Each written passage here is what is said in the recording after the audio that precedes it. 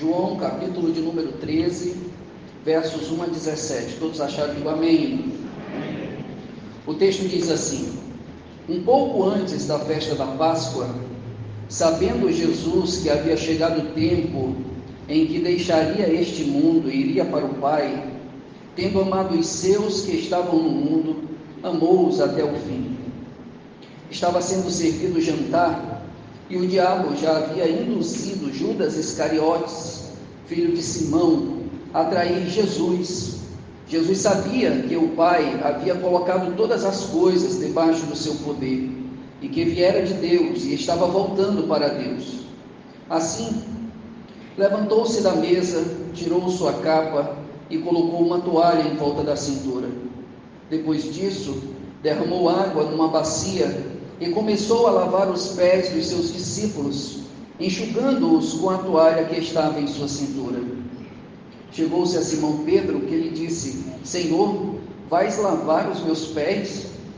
Respondeu Jesus: Você não me compreende agora o que estou fazendo, mais tarde, porém, entenderá. Disse Pedro: Não, nunca lavarás os meus pés. Jesus respondeu: Se eu não os lavar, você não tem parte comigo. Respondeu Simão Pedro: Então, Senhor, não apenas os pés, mas também as minhas mãos e a minha cabeça.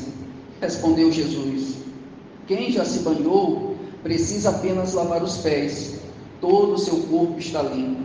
Vocês estão limpos, mas nem todos. Pois ele sabia quem iria traí-lo, e por isso disse que nem todos estavam limpos. Quando terminou de lavar-lhes os pés, Jesus tornou a vestir a sua capa, voltou ao seu lugar. Então lhes perguntou: Vocês entendem o que eu fiz a vocês? Vocês me chamam mestre e senhor, e com razão, pois eu sou. Pois bem, se eu, sendo senhor e mestre de vocês, lavei os seus pés, vocês também devem lavar os pés uns dos outros. Eu dei o exemplo para que vocês façam como lhes fiz. Digo verdadeiramente que nenhum escravo é maior que o seu senhor, como também nenhum mensageiro é maior do que aquele que o enviou. Agora que vocês sabem estas coisas, felizes serão se as praticarem. Por sua cabeça, querido, vamos orar ao Senhor mais uma vez. Pai eterno, nós nos colocamos diante da Tua palavra, Senhor, e aquilo que a Tua palavra contém, ó Deus eterno, certamente extrapola a nossa própria capacidade de entendimento e de aplicação. É por isso que pedimos a Tua graça, Senhor, para que por meio do Teu próprio Espírito, Senhor, o Senhor possa nos iluminar nesta noite, não somente me usando como instrumento em Tuas mãos, para explicar este texto e depois aplicá-lo aos corações do Teu povo, como também, ó Deus eterno, lançando esta mesma mensagem, ó Deus eterno, de tal forma sobre as nossas vidas, que nós venhamos a ser impulsionados e levados a vivermos como Cristo Jesus. Que, ó Deus eterno, a obra dele possa de fato, Senhor, ser uma realidade em nossas vidas, e que esta obra possa nos fazer viver, ó Pai, assim como ele viveu. Abençoa o Teu povo nesta noite. Tudo isso nós te pedimos em nome de Jesus. Amém. Queridos, eu quero começar essa mensagem de hoje fazendo uma ponderação com vocês. A pergunta que eu faço é: o que você falaria se você soubesse que as próximas horas seriam as suas últimas horas de vida? Será que você se prenderia a tratar sobre coisas frívolas, triviais e sem sentidos? Ou será que você, devido à iminência de sua morte, procuraria tratar sobre os assuntos mais relevantes e urgentes possíveis? Todos nós já assistimos a algum filme em que a gente vê uma personagem à beira da morte, passando então as últimas instruções ou dando as suas últimas palavras àqueles a quem estão ao seu redor. Talvez eu e você já tenhamos inclusive passado por uma situação como essa, quando nós nos deparamos com a morte ou quando algum parente nosso próximo já partiu para estar com o Senhor. É óbvio que diante de uma situação como essa, nós procuramos tratar das coisas mais importantes e urgentes possíveis. A exemplo disso, nós temos o rei Davi, que diante da sua morte, encaminhou o seu filho Salomão, dizendo como ele deveria agir diante da aliança de Deus em frente ao povo do Senhor. E é justamente, queridos, nesse contexto que nós então temos aqui, dos capítulos 13 ao capítulo de número 17, os últimos sermões do nosso Senhor Jesus Cristo. Nós estamos aqui diante da última ceia do Senhor, do momento em que o nosso Senhor Jesus se reclina à mesa aos seus discípulos, próximo de sua morte, e então dá as suas últimas instruções. O Evangelho de João, ele é dividido basicamente em duas partes. A primeira parte, que vai até o capítulo de número 12, é conhecido como o livro dos sinais, pois é justamente nele que nós encontramos a grande maioria dos sinais que o nosso Senhor realiza frente a este livro. A segunda parte, que vai a partir do capítulo de número 13, nos apresenta então o livro dos discursos, que é justamente quando o nosso Senhor dá as suas últimas instruções aos seus discípulos. E nós então estamos diante desse texto para justamente dizer que nós estamos iniciando uma nova série de sermões baseado nesses capítulos, que vai do capítulo 13 ao capítulo de número 17. O nome desta série é A Mesa com Jesus, e nós iremos tratar sobre cada um daqueles pontos que Jesus tratou juntamente com o seu discípulo. E já que o momento que antecede a nossa morte é o momento mais importante para nós então darmos as últimas instruções àqueles que estão ao nosso redor, é óbvio que eu e você então somos chamados a considerar essas últimas palavras do nosso Senhor Jesus Cristo.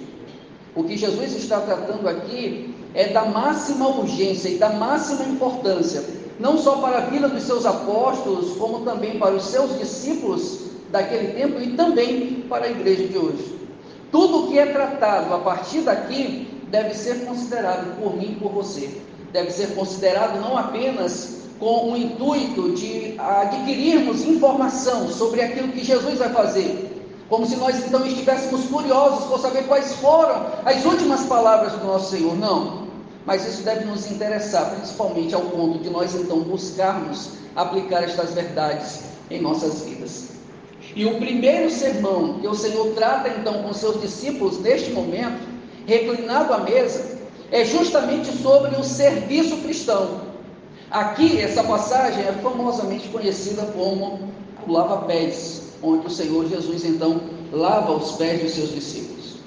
Eu não quero aqui tratar sobre o convencimento de que nós de fato devemos servir uns aos outros. Eu creio que aqui todos sabem na verdade, que nós somos chamados para servir uns aos outros. Isso faz parte da nossa identidade cristã. Isso é uma qualidade intrínseca ao discípulo do nosso Senhor Jesus Cristo. Assim como ele serviu aos seus, nós também somos chamados a servir uns aos outros. Portanto, eu não quero aqui nesta noite usar essa passagem para lhe convencer, porque eu sei que você já é convencido disso. Também não quero nesta noite usar esta passagem para simplesmente elencar algumas características do serviço cristão. É geralmente isso que você encontra por aí em alguns livros ou em alguns sermões da internet. Hoje, na verdade, eu quero tratar sobre algo mais importante, que é justamente as motivações que fundamentam o serviço cristão. Olhando para esse texto, nós temos aqui pelo menos 3 motivações que de fato devem fundamentar o nosso serviço cristão. A primeira motivação está nos versos 1 até o verso de número 5, quando o texto vai nos ensinar que nós devemos servir uns aos outros à luz da obra do Calvário, à luz da cruz. A cruz deve ser uma das nossas primeiras motivações, se não a primeira motivação do serviço cristão. A segunda motivação está nos versos 6 até o verso de número 11, quando nós então aprendemos que o serviço cristão deve ser motivado pela nossa comunhão com Cristo, pela nossa união mística com Ele. texto deixa bem claro, no verso de número 8, que se o Senhor não lavasse os pés de Pedro, ele não teria parte com ele. Não ter parte é não ter comunhão, é não estar unido a ele neste mesmo propósito. Portanto, a segunda motivação que nós temos aqui é que o serviço cristão, ele deve ser executado, realizado, à luz da nossa comunhão, da nossa união com Cristo Jesus. E a terceira motivação está nos versos 12 a 17, quando nós então descobrimos, a partir do verso de número 15, que nós devemos servir uns aos outros, entendendo que o serviço cristão deve ser realizado a partir do exemplo deixado pelo nosso Senhor e Salvador Jesus Cristo. São essas três motivações que devem então impulsionar eu e você a viver uma vida de serviço mútuo. Nós devemos servir uns aos outros à luz do Calvário, nós devemos servir uns aos outros à luz da nossa comunhão e união com Cristo Jesus, e nós devemos servir uns aos outros à luz do exemplo do nosso próprio Senhor e Mestre. É sobre isso que nós iremos tratar. Portanto, veja aí comigo os 5 primeiros versículos, quando o texto vai dizer: um pouco antes da festa da Páscoa, sabendo Jesus que havia chegado o tempo em que deixaria este mundo e iria para o Pai, tendo amado os seus que estavam no mundo, amou-os até o fim. Estava sendo servido o jantar, e o diabo já havia induzido Judas Iscariotes, filho de Simão, a trair Jesus. Jesus sabia que o Pai havia colocado todas as coisas debaixo do seu poder, e que viera de Deus e estava voltando para Deus. Assim levantou-se da mesa, tirou a sua capa e colocou uma toalha em volta da cintura. Depois disso, derramou água numa bacia e começou a lavar os pés dos seus discípulos, enxugando-os com a toalha que estava em sua cintura. Observe aí algumas coisas que esse texto aqui ele quer nos mostrar. Em primeiro lugar, perceba que o texto inicia-se dizendo que nós estamos aqui na véspera de um grande acontecimento na história de Israel. Todos nós sabemos que o povo de Israel, ele costumava então peregrinar até Jerusalém pelo menos 3 vezes ao ano, para comemorar as 3 principais festas que havia em Israel. E uma delas era justamente a festa da Páscoa. O texto, portanto, começa então a nos dar o indicativo da ocasião em que ocorre esta última ceia, em que ocorre aqui estes últimos discursos do nosso Senhor. E a indicação da ocasião é justamente a véspera da Páscoa.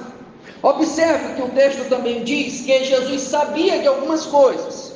O texto diz, por exemplo, no verso de número 1, que Jesus sabia que havia chegado o tempo em que deixaria este mundo e iria para o Pai. O texto também vai dizer que, tendo servido o jantar, o diabo já havia induzido Judas Iscariotes, filho de Simão, a trair Jesus. E o texto diz, no verso de número 3, que Jesus sabia que o Pai havia colocado todas as coisas debaixo do seu poder, que viera de Deus e estava voltando para Deus. Observe que o texto quer que a gente entenda que tudo o que Jesus vai falar a partir daqui estará sendo falado à luz do acontecimento que está por vir. Ou seja, tudo que é tratado na reunião de Jesus com seus apóstolos tem em vista a Páscoa, tem em vista a morte e ressurreição de nosso Senhor e Salvador Jesus Cristo. Jesus estava diante das suas últimas horas, estava reunido com seus discípulos e ele sabia que entregaria a sua vida por amor a eles. No capítulo de número 12, verso de número 23, para você perceber, o texto vai dizer que Jesus respondeu da seguinte forma: chegou a hora de ser glorificado o Filho do Homem. Digo verdadeiramente que se o grão de trigo não cair na terra e não morrer, referindo-se a si mesmo, é óbvio, não morrer, continuará ele só, mas se morrer, dará muito fruto. Jesus, portanto, no final do capítulo de número 12, ele já sabe que a sua hora é aproximada. Inclusive esta hora, em momentos anteriores, durante o início do seu ministério, foi muitas vezes evitada. Algumas pessoas queriam, de maneira já atônica, dizer que acharam o Messias, mas Jesus diz: não fale nada ainda, porque ainda não é chegada a hora. A própria Maria, mãe de Jesus, durante o casamento em Caná da Galileia, tentou, de certa forma, induzir Jesus a fazer alguma coisa na falta do vinho, e ele respondeu: mulher, ainda não chegou a minha hora. Muitos estudiosos entendem que Jesus, de certa forma, tentou esconder o momento em que ele haveria de partir. Por quê? Porque se fosse colocado a público que ele seria o Messias, essa hora poderia de alguma maneira ser antecipada. Jesus, portanto, pede segredo àqueles que estão ao seu redor. Não faleis nada ainda. É aquilo que os estudiosos vão chamar de o segredo messiânico. Ainda não é chegada a minha hora. Mas é interessante que no verso de número 1, o texto vai dizer que Jesus sabia que havia chegado o tempo. Portanto, tudo o que está sendo feito aqui, ou falado, tratado pelo nosso Senhor Jesus Cristo, está sendo tratado à luz deste acontecimento, à luz da Páscoa, à luz do momento em que Jesus entregaria a sua vida pelos seus discípulos. E o que é que Jesus faz neste momento? Jesus justamente serve os seus discípulos. O verso de número 4 vai dizer que assim ele levantou-se da mesa, tirou sua capa e colocou uma toalha em volta da cintura. Depois disso derramou água numa bacia e começou a lavar os pés dos seus discípulos, enxugando-os com a toalha que estava na sua cintura. Para que você possa entender aquilo que Jesus está fazendo aqui, o que Pedro quer ressaltar, o que o próprio Cristo quer ressaltar, você precisa entender que esse costume de lavar os pés das pessoas não era executado por qualquer pessoa. Na verdade, essa tarefa de lavar os pés dos outros era uma tarefa da ralé. Era uma tarefa que era realizada pelo escravo mais desprezado, ou da posição mais inferior que havia na casa. Naquele tempo, as coisas não funcionavam como hoje. Hoje, eu e você, nós vivemos tempos em que dificilmente a gente suja os pés, a não ser que a gente queira, é claro. Eu e você muitas vezes saímos de casa e quando chegamos os nossos pés estão limpos, tal como nós saímos. Por quê? Porque hoje nós temos calçados fechados, usamos meia, né? Temos aí um desodorante para os pés, temos aí um talco, né? E tudo isso favorece o cuidado para com os pés. Você chega em casa, seus pés ainda estão muito bem tratados, ainda que você tome banho, ainda que seja necessário tomar o banho. Além disso, hoje nós temos meios de transporte que muitas vezes nem permite que a gente coloque o pé no chão. Às vezes a gente sai de carro da garagem da nossa casa e chega na garagem do nosso serviço, não passamos por uma lama, não passamos por uma terra, não passamos por uma poeira, né? A não ser que estejam em obras aí as nossas vias, mas tirando isso, dificilmente eu e você até colocar o pé no chão nós iremos colocar, né? Na verdade, nós fazemos de tudo até para isso, né? Somos que nem Jaiminho lá do Chaves, né? Nós evitamos a fadiga, né? Mas naquele tempo, querido, não era assim. Naquele tempo, as pessoas ricas tinham um ou outro animal que poderiam, né, andar a galope. Mas a maioria das pessoas andavam a pé. As estradas não eram feitas de asfaltos, as casas não tinham piso porcelanato, né? E os calçados eram calçados abertos. Após um dia de jornada, ao chegar em casa, os pés estavam completamente empoeirados, cheio de barro, cheio de areia, cheio de pó, cheio de lama. É por isso que não era qualquer um que lavava os pés uns dos outros. Somente uma pessoa desprezada, somente uma pessoa de posição hierárquica totalmente inferior fazia essa tarefa. E é justamente isso que Jesus fez. Em Filipenses capítulo de número 2, o texto vai dizer que ele, mesmo tendo a forma de Deus, não usurpou-se ser igual a Deus, mas antes se esvaziou, tomou a forma de homem, ou a forma de servo, e como servo, ele foi fiel até a morte, e morte de cruz. É exatamente isso que ele está fazendo aqui. Jesus, ele deixa a sua capa, ou seja, a sua roupa, e veste um avental, uma toalha, que era uma vestimenta própria de um serviçal, desde que lavava os pés. Ele coloca uma toalha ao redor de sua cintura, pega uma bacia com água e então lava os pés dos seus discípulos. Jesus está nos ensinando que o serviço cristão, ele deve ser realizado à luz da obra do Calvário. É isso que eu quero que você entenda. Dos versículos 1 até o versículo 3, nós temos aqui alguns indicativos de que o que João quer ressaltar é que estava chegando o momento da Páscoa, o momento em que Cristo estava entregando a sua vida por amor a mim e a você, mas que antes dele fazer a sua obra, antes dele entregar a sua vida, ele primeiramente mostra o modelo do serviço cristão. Ele diz que à luz da sua obra, nós devemos então servir uns aos outros, entende? E aqui eu tenho uma aplicação, ou na verdade duas aplicações para mim e para a sua vida. Em primeiro lugar, eu quero aqui falar àqueles que de alguma forma não têm servido na casa do Senhor, ou na verdade não têm servido em lugar algum. Infelizmente, alguns de nós vivem a vida cristã tentando evitar o serviço mútuo. Parece que não entendeu que nós fomos chamados para servir e não para sermos servidos. O nosso próprio Senhor Jesus Cristo disse aos seus discípulos que no mundo os governantes dominam sobre as nações e que lá os governantes são considerados maiores, mas que não seria assim no reino de Deus. Ele disse que aquele que quiser ser feito maior, que seja o quê? Menor. Aleluia. E ele vai dizer que aquele que quiser ser servido, que primeiramente se possa servir ao outro. Entende? Aleluia. O nosso Senhor, ele disse que nós devemos servir uns aos outros. Nós somos chamados para o serviço mútuo. Mas, no entanto, há alguns dentre nós que não querem servir.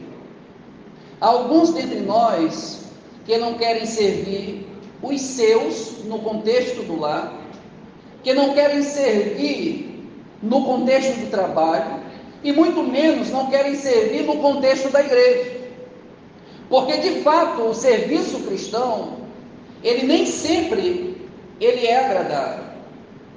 Às vezes, mesmo fazendo o serviço, nós somos criticados. Às vezes, mesmo fazendo o serviço, há pessoas que se opõem a nós. Há críticos.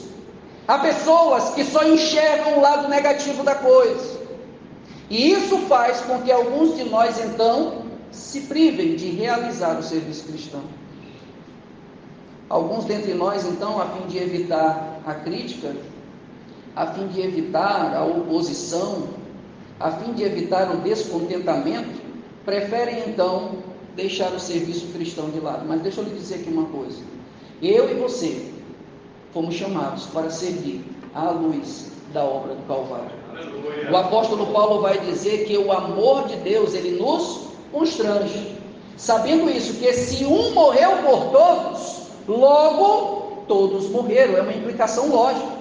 Se Cristo deu a sua vida no meu e no seu favor, se Cristo deu a sua vida em serviço a nós, nós também devemos dar a nossa vida em serviço um ao outro. Entende? Essa é a lógica. Portanto, você que é cristão, não tem opção. Você foi chamado para viver em comunidade, onde nesta comunidade você deve exercer o serviço cristão. Você deve realizar o serviço cristão. Eu já disse aqui, não existe essa de vir descompromissadamente à igreja. Não existe essa de tentar viver uma vida cristã sem comprometimento com aqueles que estão ao seu redor. Não, queridos, nós estamos comprometidos uns com os outros. Eu estou comprometido com você, você está comprometido comigo e nós estamos comprometidos com aqueles que estão ao nosso lado.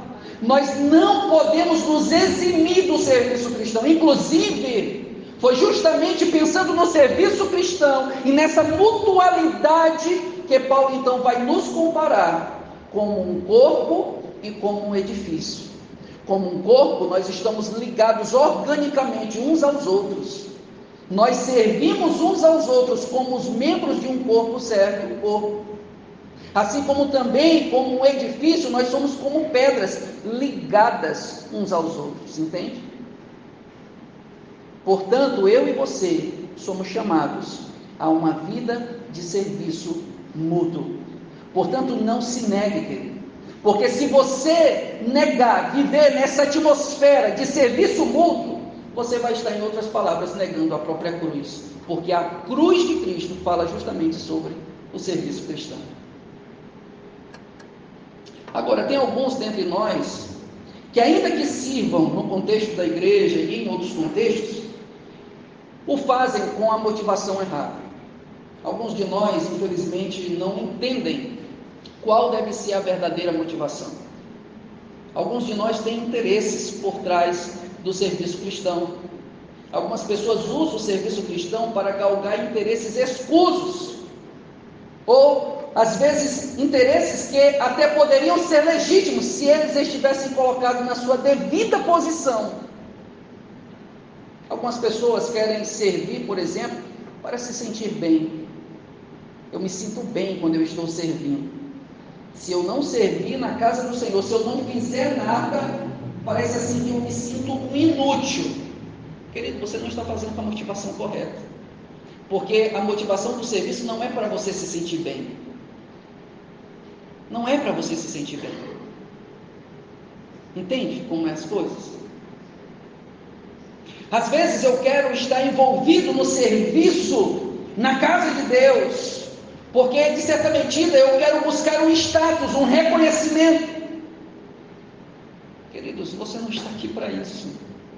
A casa do Senhor não é um local onde eu e você buscamos reconhecimento. Até porque o Senhor Jesus vai nos dizer que nós devemos juntar tesouros no céu e não tesouros na terra, entende?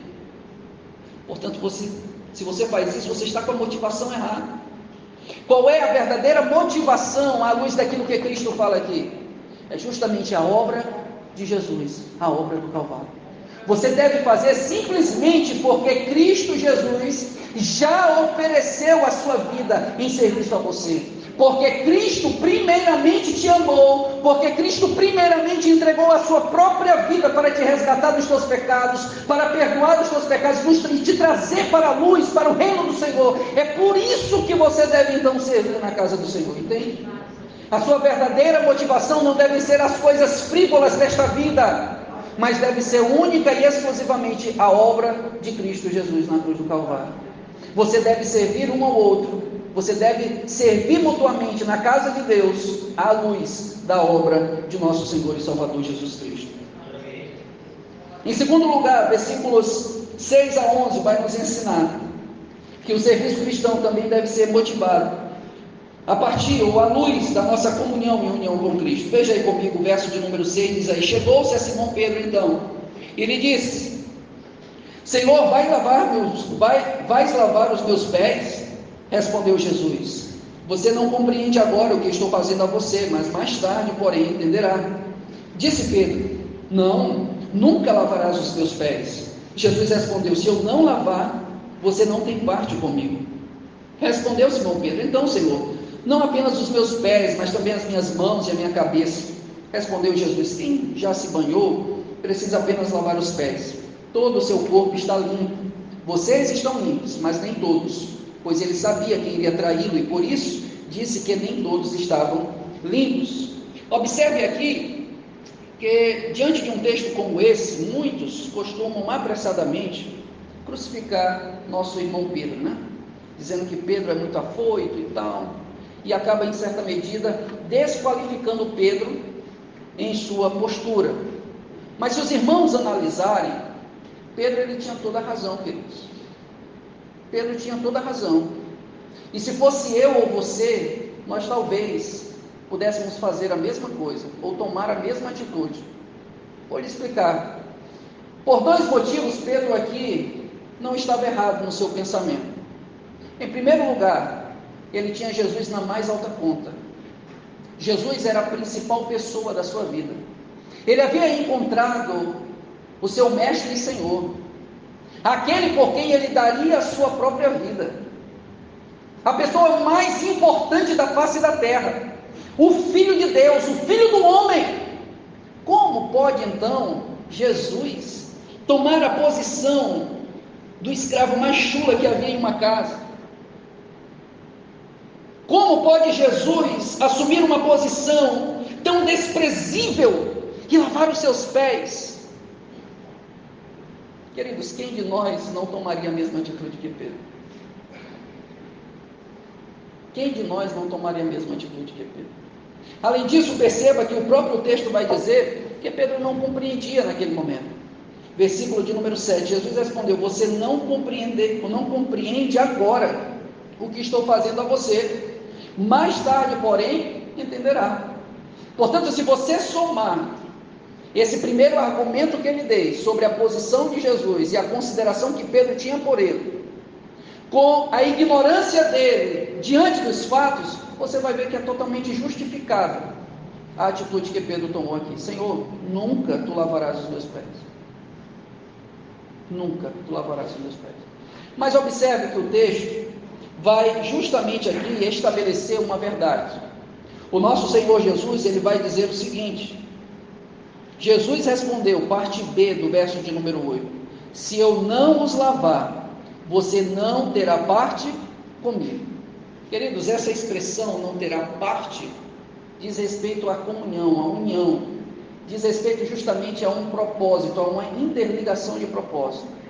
O que Jesus estava dizendo é que se ele não lavasse os pés de Pedro, Pedro não teria parte com o seu próprio ministério. Era necessário que Jesus lavasse os pés dos seus discípulos, para que os seus discípulos então reafirmassem a sua comunhão com Cristo e assim exercessem o ministério para o qual eles foram chamados. O que Jesus está dizendo é: ou eu lavo os teus pés, ou simplesmente a nossa relação acabou aqui. Não há como prosseguir se eu não lavar os teus pés. Pedro então ele vai dizer: Senhor, não só os pés, mas também as mãos e a cabeça, né? Isso porque Jesus aqui está falando de dois termos aqui no original. O que está sendo citado aqui no original, no diálogo entre Pedro e Jesus, são justamente duas expressões que são meio que sinônimas no original. A primeira tem a ideia de banhar o corpo todo, e a segunda tem a ideia de banhar apenas os pés. Aqui Jesus está dizendo que ele lavaria apenas os pés dos seus discípulos, porque uma vez que eles já tinham banhado, apenas os pés é que estavam sujos. Mas Pedro, ele começa então a inquirir a Jesus e diz: Senhor, não só os pés, já que é para ter parte contigo, já que é para reafirmar a minha comunhão contigo, não só os pés, mas também a cabeça e as mãos. Mas Jesus então ele vai responder, né? Verso de número 10: quem já se banhou precisa apenas lavar os pés, todo o seu corpo está limpo. E aqui possivelmente, queridos, é justamente uma referência tanto à justificação quanto à santificação. Aqui a ideia que nós temos é que banhar o corpo todo se refere à justificação, ao momento em que nós depositamos em Cristo a nossa fé e somos justificados por Ele, salvos da ira de Deus por causa dos nossos pecados.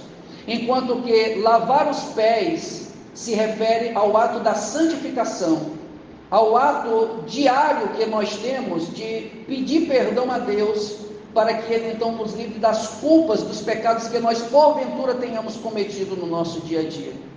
Uma ideia tem a ver com a salvação enquanto um ato de Deus, a outra ideia tem a ver com a salvação enquanto um ato diário, quando no dia a dia eu peço perdão pelos meus pecados. O que nós vemos aqui é justamente isso, que esse serviço cristão, ele deve não só ser executado, realizado, à luz da obra de Cristo, como também conscientes da nossa comunhão e união com Ele. Nós estamos em comunhão com Cristo, nós estamos unidos a Cristo, e por causa dessa nossa união, nós devemos servir uns aos outros. Por quê? Porque Cristo assim também nos serviu. Essa é a ideia. Eu e você, portanto, somos convocados a viver nesta vida de comunidade através do serviço mútuo. Eu e você somos chamados para isso. Aquele, portanto, que não quer servir, está dizendo em outras palavras que ele não tem comunhão com Cristo, porque o próprio Cristo vai dizer: se eu não lavar os teus pés, tu não tens parte comigo. Entende? Aquele que não aceita ser servido, ou aquele que não quer servir, em outras palavras, se coloca justamente à parte dessa comunhão, ou à parte dessa união com Cristo Jesus. Entende? O serviço cristão denota justamente isso, que nós temos parte com o Senhor. Denota justamente isso, que nós estamos em comunhão com Ele, ligado a Ele. Entende? Todo aquele que está ligado com Cristo é justamente chamado para servir um ao outro. Nós estamos ligados a Ele. Assim como Ele serviu, nós também servimos uns aos outros. Para finalizar, queridos, versículos 12 a versículo 17, nós vimos aí que o serviço cristão deve ser motivado pelo exemplo de Cristo Jesus. Versículo 12 vai dizer: quando terminou de lavar-lhes os pés, Jesus tornou a vestir sua capa e voltou ao seu lugar. Então lhes perguntou: vocês entendem o que eu fiz a vocês? Vocês me chamam mestre e senhor, e com razão, pois eu sou. Pois bem, se eu, sendo senhor e mestre de vocês, lavei os seus pés, vocês também devem lavar os pés uns dos outros. Eu dei o exemplo para que vocês façam como lhes fiz. Digo verdadeiramente que nenhum escravo é maior que o seu senhor, como também nenhum mensageiro é maior do que aquele que o enviou. Agora que vocês sabem estas coisas, felizes serão se as praticarem. Observe que essa atitude de Jesus, de lavar os pés dos seus discípulos, é uma ação parabólica. Vou explicar.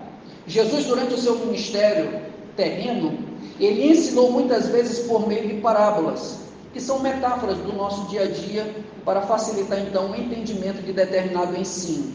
Mas só que Jesus não apenas ensinou palavras parabólicas, mas também ações parabólicas, determinadas ações que Jesus realizava na frente dos seus discípulos, tinham essa intenção de ensiná-los acerca de uma realidade do reino de Deus. E é justamente o que ele faz aqui. Ele diz então: vocês entendem o que foi que eu fiz? Eu acabei de lavar os pés de vocês. Eu tirei a minha capa, coloquei a toalha sobre a minha cintura, peguei uma bacia com água, lavei os pés de vocês e enxuguei com a toalha que eu havia colocado na minha cintura. Agora eu pergunto: vocês entendem o que eu fiz a vocês? E então ele mesmo vai explicar. Foi meio que uma pergunta retórica aqui, que não precisa então que os discípulos mesmos respondam, mas ele mesmo se antecipa e explica o que ele fez. Ele diz, versículo de número 13: vocês me chamam mestre e senhor, e com razão, pois eu sou. Pois bem, se eu, sendo senhor e mestre de vocês, lavei os seus pés, vocês devem lavar os pés uns dos outros. Ou seja, Jesus aqui, ele reconheceu a sua posição de proeminência frente aos seus discípulos. Ele diz: olha, vocês me chamam mestre e senhor, e faz bem, porque eu de fato sou. Mestre aqui diz respeito justamente ao ensino do nosso Senhor Jesus Cristo. Cristo diz respeito à sua posição no reino de Deus. No reino de Deus, Jesus é o Cristo, ou seja, o monarca do reino de Deus, a pessoa mais proeminente, mais importante. É Ele que rege o reino de Deus. Ele é o Rei dos reis e Senhor dos senhores. E Ele veio a este mundo para nos ensinar o único e verdadeiro caminho da salvação. Por isso que Ele é chamado também não só de Cristo, mas também de Mestre. Jesus disse: olha, vocês me chamam de Mestre e Senhor, e faz bem, porque de fato eu sou. Agora entendam uma coisa: se eu, sendo mestre e senhor, lavei os pés de vocês, vocês devem fazer a mesma coisa. Jesus, portanto, aqui, ele coloca-se como exemplo aos seus discípulos. Tanto é que no verso de número 15, ele vai dizer isso de maneira mais direta. Ele diz: eu dei o exemplo para que vocês façam como eu lhes fiz. E então ele enfatiza a nossa posição no reino de Deus. O que é que eu e você devemos entender? Não que nós estamos em uma posição de maioridade, não que nós estamos em uma posição de proeminência. Certa vez os seus discípulos estavam discutindo quem era o maior no reino de Deus. Mas Jesus vai ensinar que não é assim. aquele que quiser ser o maior, que seja o menor, aquele que quiser ser o primeiro, que seja o último. E Jesus então nos ensina aqui, e ele começa então enfatizando, digo verdadeiramente, ou seja, é claro que Jesus só falava a verdade, mas ele diz, digo verdadeiramente para quê? Para enfatizar aquilo que ele vai então dizer. E ele diz com ênfase, nenhum escravo é maior do que o seu senhor, como também nenhum mensageiro é maior do que aquele que o enviou. Em outras palavras, olha, se eu sou mestre e senhor, lavei os pés de vocês que estão em uma posição abaixo da minha, não devem, portanto, se considerar maior do que eu, não querendo lavar os pés uns dos outros. Pelo contrário, lavem os pés uns dos outros, porque eu, sendo maior, dei exemplo. Assim como eu fiz, façais vós também. É por isso que eu digo, Jesus aqui ele nos ensina que a terceira motivação para o nosso serviço cristão mútuo é justamente o seu próprio exemplo. Ele deu o exemplo. E queridos, quando eu e você, portanto, nos recusamos a servir uns aos outros, nós estamos, em outras palavras, à luz do que Jesus fala aqui, dizendo o quê? Que nós somos maiores do que ele. Se Jesus diz que ele, sendo mestre e senhor, nos serviu, e que nós também deveríamos servir, e em seguida ele diz que o escravo não é maior que o seu senhor, nem o mensageiro é maior do que aquele que lhe enviou. Em outras palavras, o que Jesus está dizendo é que se nós nos recusarmos a servir uns aos outros, nós estaremos nos achando em uma posição de superioridade, não somente em relação a um para com o outro, mas em relação a ele mesmo. Entende? Se ele serviu, por que tu não vais servir? Tu é melhor do que ele? É mais ou menos isso que Jesus quer nos ensinar aqui, entende? Portanto, que ele diz, eu e você devemos servir uns aos outros, primeiramente, à luz da obra de Cristo. Em segundo lugar, nós devemos servir uns aos outros, à luz da nossa própria comunhão e união com Ele. E em terceiro lugar, eu e você devemos servir uns aos outros, justamente à luz do próprio exemplo do nosso Mestre. Para finalizar, no verso de número 17, Jesus então vai nos trazer um incentivo. Ele vai dizer, agora que vocês sabem estas coisas, agora que vocês estão conscientes disso, felizes serão se as praticardes. Quer ser feliz? Então pratica o que você aprendeu aqui nesta noite. Amém? Amém. Glória a Deus. Com sua cabeça vamos orar ao Senhor. Deus eterno, nós te agradecemos pela tua graça e misericórdia sobre as nossas vidas, pelo teu amor. Muito obrigado, Senhor, por nos ensinar acerca do serviço cristão. Muito obrigado por nos mostrar que o serviço cristão, ó Deus eterno, deve ser executado e realizado, ó Pai eterno, à luz da tua obra. Deve ser executado e realizado, Senhor, à luz da nossa comunhão e união contigo. E também, ó Deus eterno, à luz do teu próprio exemplo. Nos ajuda, portanto, Senhor, a servirmos uns aos outros. Não permita que, ó Deus eterno, nós venhamos a compreender de maneira errônea o serviço cristão. Não permita que, ó Deus eterno, em nossa incredulidade, em nossa teimosia e desobediência, nós venhamos tentar correr, fugir do serviço cristão, nos eximir, ó Deus eterno, daquilo que o Senhor mesmo nos ordenou. Mas, ó Senhor eterno, nos dá desta graça, Senhor, de servirmos uns aos outros e de assim, ó Deus eterno, demonstrar que fomos alcançados pela tua graça maravilhosa. Senhor, ajuda-nos, ó Pai, que possamos então nos apoiar uns nos outros, ó Deus, e todos juntos nos apoiar, ó Deus amado, em Cristo Jesus. Abençoa o teu povo para o louvor da tua glória. Tudo isso nós te pedimos em nome de Jesus. Amém.